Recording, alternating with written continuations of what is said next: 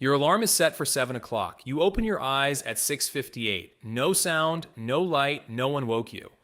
So how did your sleeping brain know the time? It probably did not know that it was exactly 6:58. Your brain is not secretly reading the clock beside your bed, but it is tracking several signals that make morning increasingly predictable. And when those signals line up, waking just before an alarm can feel almost impossible.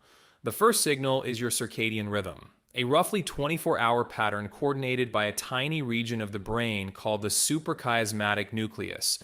Think of it as a conductor rather than a stopwatch. It uses light, darkness, meals, activity, and routine to keep different parts of your body moving through the day together. As morning approaches, that system begins changing the conditions that kept you asleep. Body temperature starts to rise. Sleep promoting signals weaken. Alertness begins to build. Hormones involved in preparing the body for activity follow their own daily patterns. This does not happen because the alarm is 2 minutes away.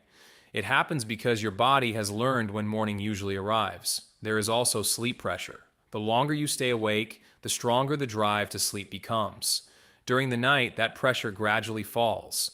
Near the end of a full night, the force holding you asleep is usually weaker than it was at 2 o'clock in the morning. Your sleep also moves through recurring stages, with more deep sleep concentrated earlier and lighter sleep and REM sleep becoming more common later. That means an alarm set near your usual waking time is not interrupting a brain in the same state it entered hours earlier. It is arriving near a natural transition when waking has already become easier. But routine alone cannot explain everything. Sometimes you set an alarm for an unusual time. You have a flight, an exam, or an early meeting. You go to bed thinking, I have to wake up at 5:30. Then your eyes open at 5:27. This is called self-awakening, waking near a time chosen in advance without an external signal. It is real, but it is not equally reliable for everyone. In a 1997 study, sleep researcher William Moorcroft and his colleagues first surveyed 269 adults. More than half said they either did not need an alarm or always woke before it. Another 24% said they sometimes did. The researchers then monitored 15 people who claimed they could self-awaken. 5 woke within 10 minutes of their chosen time on all 3 test nights. 5 managed it on 2 nights. Most of the successful awakenings happened before the target. 10 minutes is not the precision of a digital clock, but for a sleeping person receiving no external countdown, it is still remarkable. Then researchers found evidence that expectation may change the body before waking. In a study published in Nature in 1999, Jan Bourne and his colleagues told participants that they would be awakened either at 6 o'clock or at 9 o'clock. When the sleepers expected the earlier wake-up, their levels of ACTH, a hormone involved in the body's morning activation system, rose noticeably about an hour beforehand. When they expected to sleep until 9 o'clock but were unexpectedly awakened at 6 o'clock, that same preparatory rise was not observed. The sleeping body appeared to respond not only to the time of day, but also to the time the person expected the night to end. That does not mean ACTH is the hidden alarm clock. The study was small, and scientists still do not know the full mechanism of self-awakening. The hormone change may help cause waking, or it may simply be one part of a larger preparation process. The honest answer is more interesting than a neat one.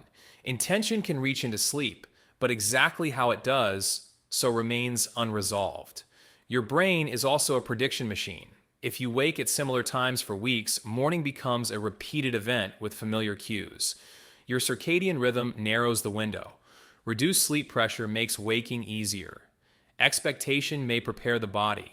A small noise, a change in temperature, or a shift into lighter sleep can then provide the final push. And there is one more reason the experience feels so precise. You do not remember every time you briefly wake during the night, roll over, and fall asleep again. But if you wake, check the clock, and see that the alarm is 2 minutes away, the coincidence becomes memorable. When you wake 43 minutes early, you may simply go back to sleep. When the alarm wakes you normally, nothing feels mysterious. Your memory keeps the astonishing hits and quietly discards many of the misses. So waking before an alarm is not one ability. It is a stack of systems. A body clock, estimating the part of the day, sleep pressure fading through the night, routines teaching your brain what to expect, anticipation preparing you for an important morning, and memory making the closest predictions stand out. The result can look like an exact internal clock, but it is closer to a weather forecast. Your brain does not need to know the precise minute. It only needs to sense that morning is near and that waking soon matters. Then the conditions become right. Your sleep grows lighter. Your body begins preparing for movement. One final internal or external signal pushes you across the boundary. Your alarm is still set for 7 o'clock, but by 6:58, your brain may already have finished waiting for it.